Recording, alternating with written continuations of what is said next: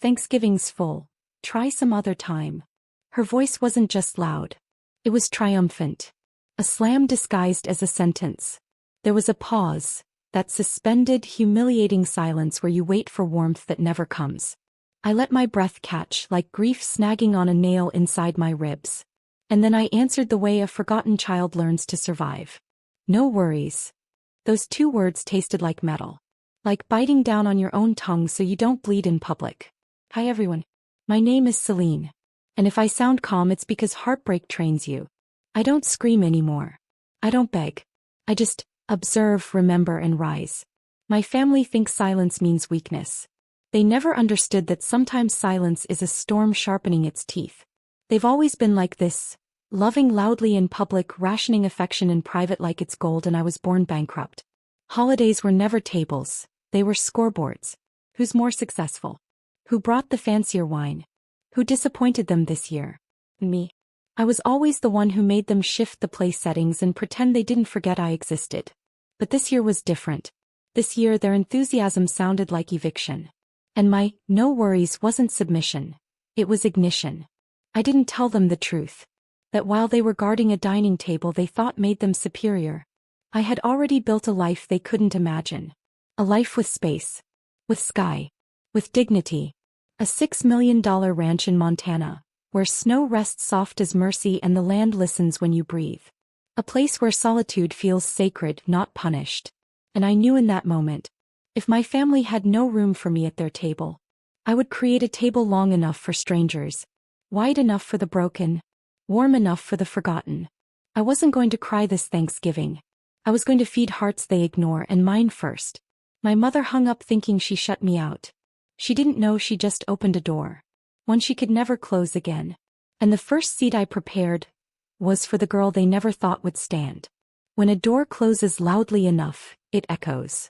Not just in your ears, in your bones. I stared at my phone, screen black, reflection sharp like truth. And I whispered to the girl inside it. Not this year.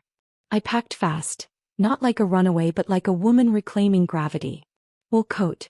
Soft leather gloves. A notebook full of unspoken things. Keys to a ranch nobody knew existed. And as I zipped my bag I caught myself smiling. Not the kind that stretches your face. The kind that lifts your soul by the chin and says, finally. Outside, New York's November wind cut like a warning. Sharp, cold, uninvited. Like family when they've decided you don't fit the picture. But I walked into it anyway. Some storms are worth stepping into. Especially when you're the lightning. At the airport people moved with holiday desperation. Arms full of pies, kids sticky with excitement. Faces glowing with the promise of belonging. I didn't envy them. Not anymore. Because longing loses power the moment you decide you don't chase closed doors. On the plane I didn't sleep. I planned. I didn't want a quiet Thanksgiving. I wanted a human one. People think revenge is rage. Sometimes it's grace. Grace served in portions so generous it embarrasses small hearts. So I made a list. Local shelters. Veteran homes. Single parents. Runaways. Strangers who had no table to sit at. People who knew loneliness better than laughter. I would feed them all. I would look each person in the eyes. And say without words, I see you. That was you. Pull up a chair. When the plane began descending, the sky opened. Montana welcoming me with a horizon wide enough to breathe every hurt out. Snow dusted the pine tops. Mountains stood like gods sculpted in patience. And there far below was my escape, my secret. Eclipse Ridge Ranch. $6 million of everything I never had growing up. Peace, freedom, space where no one decided my worth. I pressed my palm to the window and whispered, this year, I host the world. The wheels touched ground. My heart did too. Thanksgiving wasn't going to be quiet. It was going to roar. Montana air hits different.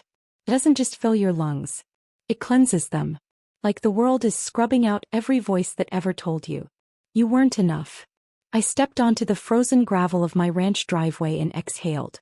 The mountains wrapped around me like armor, quiet, ancient, patient. And waiting there was Elias, my ranch manager. Wide-shouldered, weather-worn, loyal without asking questions.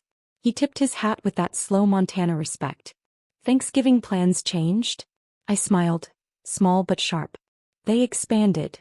He laughed softly. Figured. You got that look, like you're about to rewrite something big. Not rewrite. Reclaim. Within hours, the ranch buzzed like a living organism waking up. Farmhands unloading pallets of fresh produce. Volunteers lighting outdoor heaters near long wooden tables. Local bakers arriving with pies stacked like sugar skyscrapers. A butcher delivering turkeys big enough to silence the word small. Word travels differently in small towns. Quietly at first, then all at once. Widows who hadn't been invited anywhere in years. Foster teens with nowhere to go. Veterans who carried silence heavier than medals. A single mother wiping her eyes, holding 2 toddlers like armor. They didn't ask why I was doing it. They didn't need to. Sometimes the most broken hearts recognize each other without a single word. Elias came up beside me, wiping frost from his gloves. You sure you want to host 200 strangers? Your parents ain't gonna like the publicity. I looked at the sweeping tables, candles already flickering like tiny rebellions. They didn't leave room for me. I met his eyes. So I'm building a room big enough for anyone who's ever felt that. He nodded. That's not a dinner, Celine. That's a revolution dressed as kindness. He was right. This wasn't just a meal. It was a declaration. I checked my phone. A message from Mom sat unread. No, not a message. Just a group photo. My sisters laughing, turkey on the table, chairs full, eyes shining with pride. A caption below. Family first. Interesting. Because mine was just beginning. And it was bigger than blood could ever imagine. The sun dipped early as Montana winters do. Sky turning violet, breath turning white. Hope turning real. Lanterns hung from pine branches. Fire pits crackled like memory cleansing itself. Steam curled from platters as if warmth itself was rising to greet each soul who stepped onto the ranch grounds. They arrived slowly at first. Heads low, steps cautious, eyes holding stories they weren't ready to speak. But hunger loosens fear. A teenage girl in an oversized hoodie whispered, "Is this really free?" I kneeled to meet her eyes. Nothing here has a price. Her face cracked open, not a smile. Something deeper. Recognition. Relief. Permission to exist. Soon the tables filled. Men removing battered hats in gratitude. Mothers spoon-feeding little ones like love was reheating inside them. Old hands shaking as they held warm mugs. Homeless vets greeting each other like soldiers finding a platoon again. Plates passed. Stories followed. A choir of quiet people learning how to speak again. A man with weather-beaten eyes lifted his glass. "Ma'am, we ain't nobody special. Why you doing this?" I swallowed the truth like a prayer. Because once, somebody decided there wasn't room for me at their table. And I realized, room is a choice. Elias watched me with that knowing stillness. He didn't clap. He didn't nod. He just understood. A limo couldn't have given me what this moment did. A legacy mansion couldn't buy it. Blood ties couldn't fake it. Peace tasted like cinnamon and bonfire smoke. Redemption sounded like children laughing through old fences. Revenge was gentle, quiet, heavy as a hug. My phone buzzed again. Hope you're not alone today. We'd hate for you to feel forgotten on a family holiday. A winking emoji. Poison wrapped in courtesy. They believed exclusion was power. I took a photo instead. Rows of smiling strangers, plates full, hearts fuller, ranch lights glowing like a promise kept. I didn't hit send yet. I just let the image sit on my screen like a loaded truth. Someone tugged my coat. A boy with wild curls whispered, "Miss? This feels like home." My chest tightened. Not from pain. From arrival. Not every family shares blood. Some share survival. And tonight, I wasn't abandoned. I was becoming. The night settled soft, snow drifting like feathers from tired angels. Music played low, violins, gentle enough to hold sorrow without breaking it. People leaned back in their chairs, warmth settling into their bones. Finally full, not just of food but of belonging. And then laughter rose, raw, unpolished, real. Not the performative kind my family perfected for holiday photos. This laughter lived. It healed. A woman with silver hair touched my hand. Her palms were rough, life-worn, trembling. "My husband passed last year. Thought I'd eat alone forever. Thank you for remembering people like me exist." Her voice cracked and something inside me loosened. The last knot tied by years of being unseen. I know what it feels like to be left out, I said quietly. Oh honey, she whispered. Sometimes strangers remember us better than family ever tried. Before I could breathe through that truth, a burst of cheers erupted. Kids running with sparklers, their light reflecting against pine branches like tiny burning stars. That's when Elias leaned close, voice low. You look peaceful. I felt free, I replied. He smirked. That freedom cost you pain. But look what you built from it. I nodded. Pain is a sculptor. Carves you down. Until you realize you were marble all along. Then, my phone vibrated again. We're taking family pictures. Wish you were here. You're missing out. Another picture followed. My sister's perfectly curled hair, fake laughter, wine glasses raised. My old spot at the table, replaced with a centerpiece. A symbol. A message. You are not part of this. I stared at it. No sting this time. Not even a pinch. Just clarity. Elias noticed. Trouble. No, I whispered. Just noise. But here. Surrounded by people who once felt invisible but now glowed in firelight. I realized something. I didn't miss them. I missed who I used to pretend to be for them. I turned my camera toward my tables. 200 souls gathered. Hands clasped, eyes shining. Humanity breathing as one.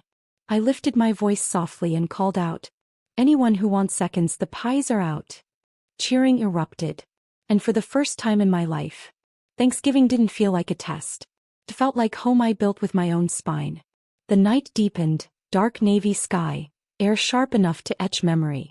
People huddled near fire pits, hands outstretched, cheeks flushed. Like they were thawing from years of emotional winter. Me. I stood between them and the mountains, a quiet witness to my own rebirth. I poured cocoa for a girl with freckles and shy eyes. She whispered, "Thank you for letting us be here. No one ever invites us." I brushed a strand of hair from her face gently. "You deserve to be invited. Always." Her eyes shimmered. That silent gratitude you only see in souls familiar with absence. Then my phone buzzed again. This time a FaceTime call. I didn't answer. Not because I feared her voice, but because I didn't belong in rooms built on requirements and conditions. She texted immediately. You didn't even check in. You could at least show respect. Respect. The word felt like a rusted chain they'd always wrapped around me. I had once mistaken obedience for love, shrinking myself just to earn crumbs of approval. Not tonight. Across the table, a young mother rocked her baby, and something dawned on me. Some people carry their children like crowns.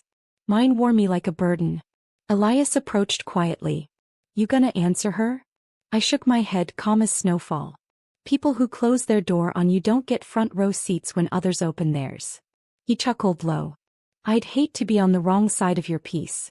I didn't respond, because that's when it happened. A teenage boy lifted his glass, voice breaking in the cold. To anyone who's ever eaten in their car on holidays to avoid feeling unwanted, thank you for making tonight feel like mattering. A murmur of emotion rolled across the crowd, like grief and gratitude holding hands. My throat tightened. Not with sadness. With arrival. I finally understood. I wasn't feeding strangers. I was feeding versions of myself. From every year I sat small at a table that never saw me. My phone buzzed again. A Facebook notification. Mom had posted their holiday photos publicly. Perfect smiles, perfect lighting, perfect caption. Family means everything. I smiled. Slow, honest, unshakable. Because my table was full. And there's had one empty seat shaped like the daughter they underestimated. And the world was about to see it. I wasn't planning to post anything. I wasn't trying to prove anything. I had already won in the only place that mattered. Inside myself. But sometimes, you have to let the world witness the difference between a table built from ego and one built from empathy.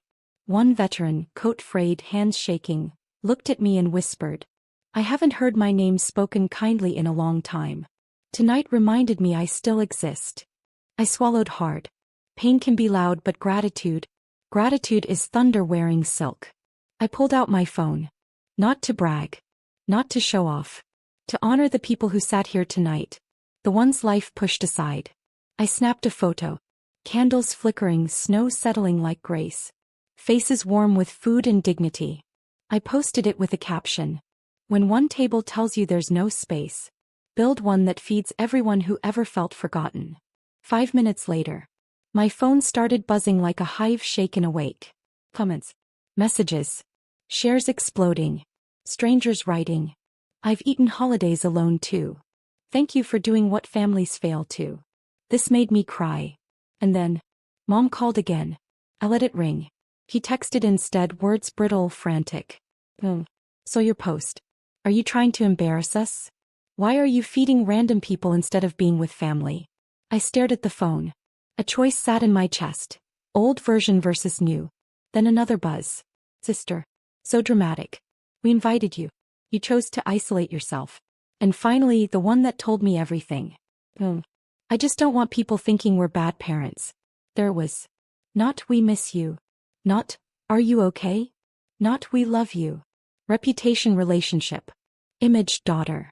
Meanwhile in front of me, a little girl giggled as sparklers lit the night. A homeless vet wiped tears.